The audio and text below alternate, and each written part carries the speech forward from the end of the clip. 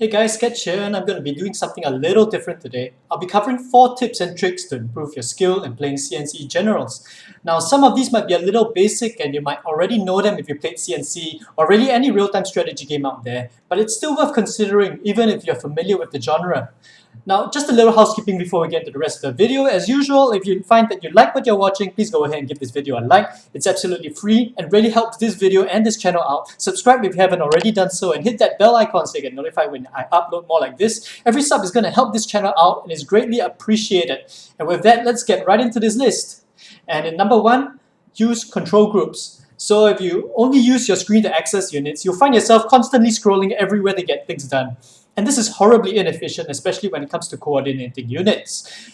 You can use control groups to access your production when out of base. What some people don't recognize is that you can control group individual buildings to access their build queues. Now, Generals is a bit of a departure from C&C and Red Alert, as each building has their own build queue, rather than having a single global build queue for each type of production building. So while there's a lot of potential for spamming out units in various places, the issue is that you have to access each building to build their units. You can also use control groups to coordinate multiple groups of units. If you have even 2 types of units that you want to coordinate in a single attack, let's say you have a tank line protecting your squishy Avengers or Inferno cannons, you want to at least control group your squishy units so that you can fall them back if they're getting too close to the enemy.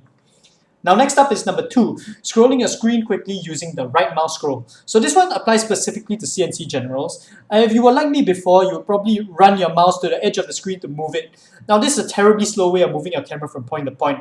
Alternatively, you could also click on the minimap to jump around, but this depends on, well, firstly, your precision on clicking in the minimap. Secondly, knowing your map well enough to know where you want to go. And thirdly, you need to have radar. In the worst case, if you're playing GLA, you need to get your radar van up, which means you need to get an arms dealer first, leaving you without radar for at least the first 2 minutes of your game.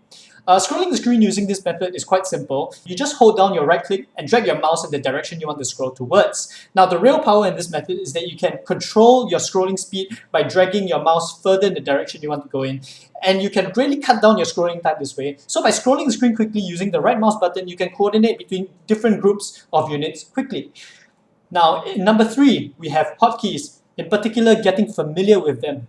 This applies to almost any real-time strategy really, but you want to get familiar with the hotkeys that correspond to whatever units you want to build or their different abilities. Key to optimizing your real-time strategy play is cutting down the effort to get what you want done, squeezing more meaningful APM out and just running as tight a ship as you can against your opponent.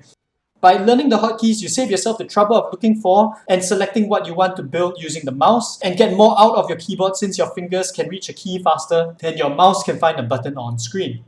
And finally, number 4, practice, practice, practice. Now I know you're probably thinking, yeah, duh, Sketch, you don't say, right? But there's more into it than just going into the game and playing it again and again until you somehow magically come out a genius. You gotta recognize what you want to practice. For example, if you want to learn the hotkeys, be aware that you want to figure it out. When you want to build that tunnel network, check the hotkey for it and use it. Start with the obvious ones and continue to the lesser used ones like the black market and so on. Just by adding a little awareness into what you intend to learn and build up, you will not only find yourself learning faster, you'll know exactly what you're improving on, and the overall experience will be much more rewarding.